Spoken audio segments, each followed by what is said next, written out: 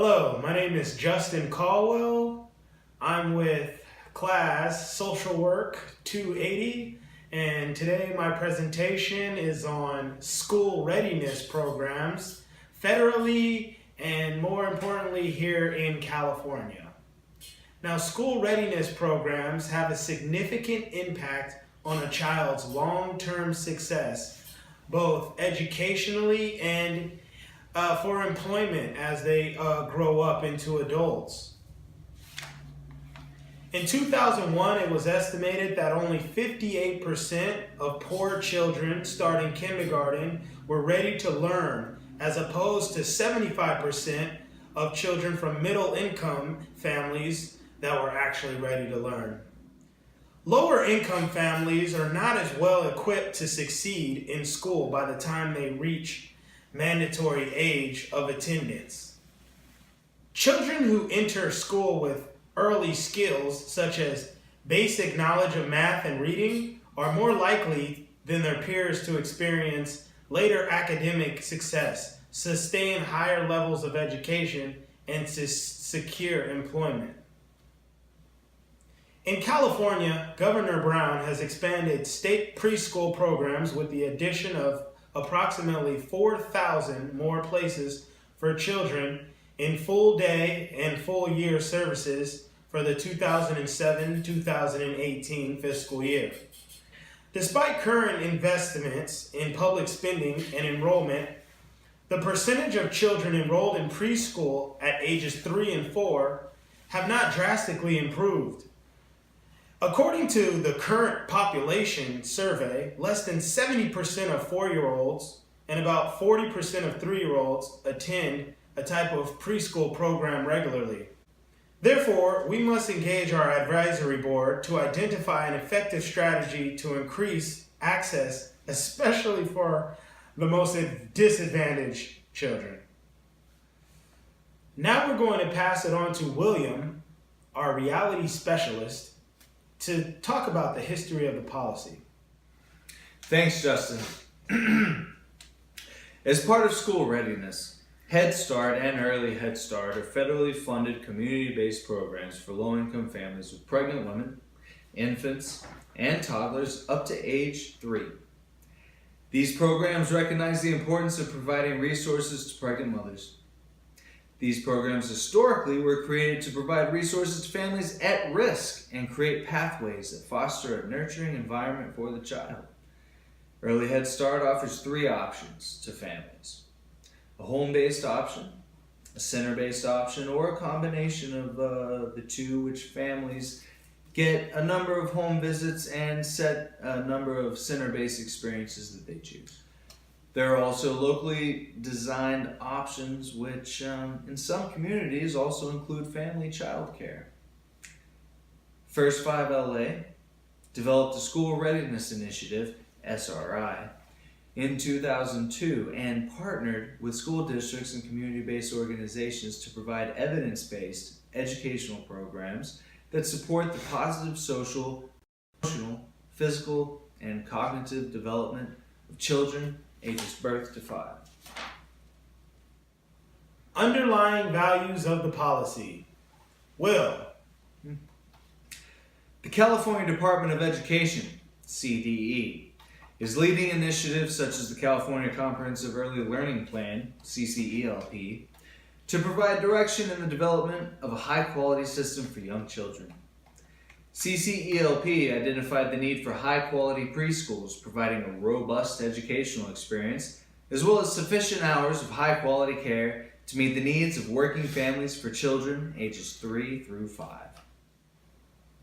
Will, do you have more on the economic, political, and social forces affecting the policy?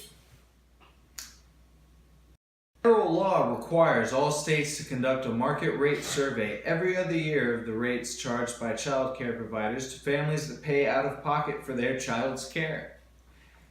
This is known as the Regional Market Rate, RMR survey, which is used to guarantee that the rates charged to families receiving subsidized care do not exceed the rates paid by unsubsidized families for the same care. The 2005 survey is over a decade old, It is based on data collected in 2003 and 2004. Because old data was used to establish reimbursement ceilings, subsidized families have fewer choices of care settings than they previously had. Implementing the 2007, 2009, or 2012 RMR survey would result in reimbursement ceilings for subsidized care that are closer to the current privately paid provider rates and would allow families increased access to early learning and care, specifically higher quality providers. The availability of quality care providers based on the RMR survey is an example of how the dynamic of power surrounding school readiness is affected by economic and political capital. Many low-income families do not receive the funding they need because of old surveys, and policymakers' failure to use updated data is a direct result of political ineptitude. Will, can you tell us more about the key interest groups, the stakeholders, and the target population? School readiness and early childhood programs are targeted to families and programs involving children. The stakeholders interested in policies involving school readiness consist of programs like PACE, PITC, CAPPA, etc. Boston Community Partnerships for Children, Boston CPC, funded by the Massachusetts Department of Early Education and Care, was asked to spearhead the task of developing a measurable definition of school readiness for Boston, building consensus across Boston's early education and care community, and planning for data collection, as well as thinking through the implications for early education and care programs in terms of curriculum and early assessment. Tongue twister, eh, Justin? As a result of the measures being taken in Boston, stakeholders in California urged California to employ the same programs. Yeah. Advocacy efforts and coalition building efforts. Will, Existing law, the Child Care and Development Services Act, requires the superintendent of public instruction to administer child care and development programs that support a full range of services for eligible children from infancy to 13 years of age.